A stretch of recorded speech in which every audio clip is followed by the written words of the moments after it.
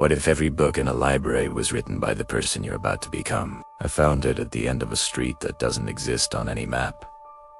I wasn't even trying to go there. One wrong turn, then another. My phone lost signal. The streetlights thinned out until there was only darkness and, at the very end, a building I didn't recognize. No sign, no sound. Just a door slightly open. I should have left, but something about it felt familiar, like I'd been there before in a dream I couldn't fully remember. So I stepped inside. The smell hit first old paper, dust, and something faintly metallic. The place was enormous. Rows of shelves stretched farther than they should be been able to. The ceiling disappeared into shadow. Dim lamps flickered overhead, casting long, trembling lines across the floor. And the books, thousands of them. Maybe millions, all perfectly arranged. All level. Names. Not titles, names. I walked closer. Every spine had a person's name written in clean, precise handwriting. Some I recognized. Celebrities, politicians,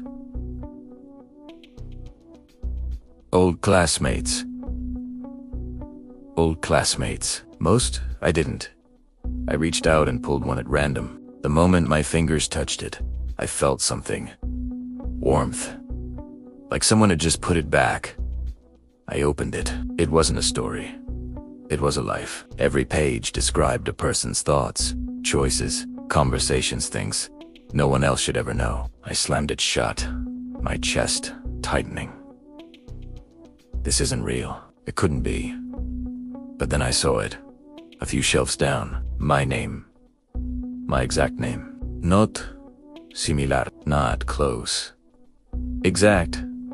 My throat went dry as I stepped toward it. Each step felt heavier, like the air itself didn't want me to get there. When I finally reached it, my hand hovered in front of the spine. I didn't want to touch it, but I couldn't stop myself. The moment I pulled it out, the warmth was stronger this time, like it was waiting for me. But then I saw it. A few shelves down. My name. My exact name. Not similar. Not close. Exact.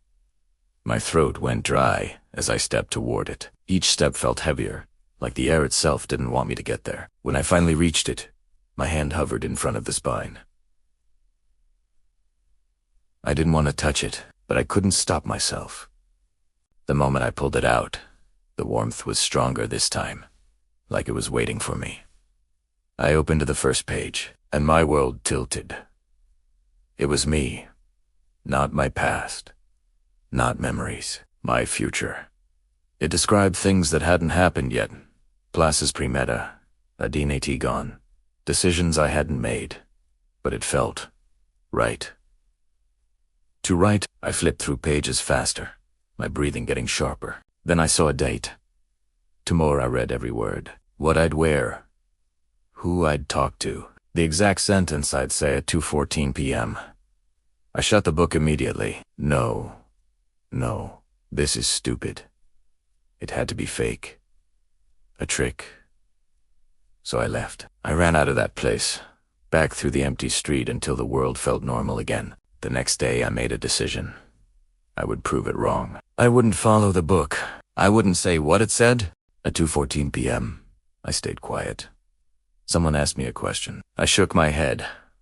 I refused to speak. But then, without thinking, I laughed and answered. Exactly the same words, exactly the same tone, exactly the same way it was written. My blood went cold. I stopped mid-sentence, but it was too late. Every detail had already happened, just like the book said. That night, I couldn't sleep. There was only one thought in my mind. I had to go back. I needed to know how far it went, how much of me was already decided, so primera, return it. The street was easier to find this time, like it wanted me there. The door was still open, waiting. Inside, nothing had changed. Same endless shelves. Same silent air. Same feeling that I wasn't alone. I went straight to my book. It slid out easier this time. Like it belonged to me. Or I belonged to it. I flipped through pages faster than before days. Weeks, years, moments of happiness, moments of regret. Things I didn't want to see. Things I wished I could forget. Then I reached the end. Or what I thought was the end. The last page wasn't filled. Just one sentence written in fresh ink. This is where you stop reading. Or it becomes true. I frowned. What does that even mean? Then I heard it. A sound. Soft. Rhythmic. Scratch. Scratch. Scratch. Scratch, like a pen moving across paper. Slowly, carefully, I froze. The sound was coming from deeper inside the library, from somewhere behind the shelves. I shouldn't have followed it. Every instinct told me to leave. To run, but I didn't.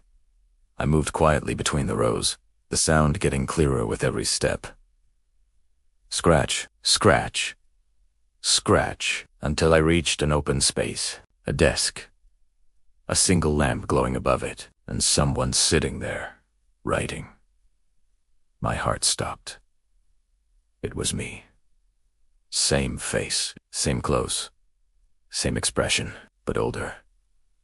Calmer. Smiling. The pen moved smoothly across the page, as if it already knew what came next. I took a step back. No, the version of me at the desk didn't look up, just kept writing. I glanced down at the book in my hands. The last page, the blank space. Words were appearing. Slowly, line by line. You turn around. My breath hitched. I didn't move. The scratching sound continued. You tried to leave. My legs felt weak. No, I'm not doing that. But my body shifted. A step backward. Against my will, tears filled my eyes. Stop. The writing didn't stop. You realize. I looked up. The other me finally paused. Then, slowly, looked straight at me. Smiling, wider. You were never the reader. The pen pressed down harder. You were always the story.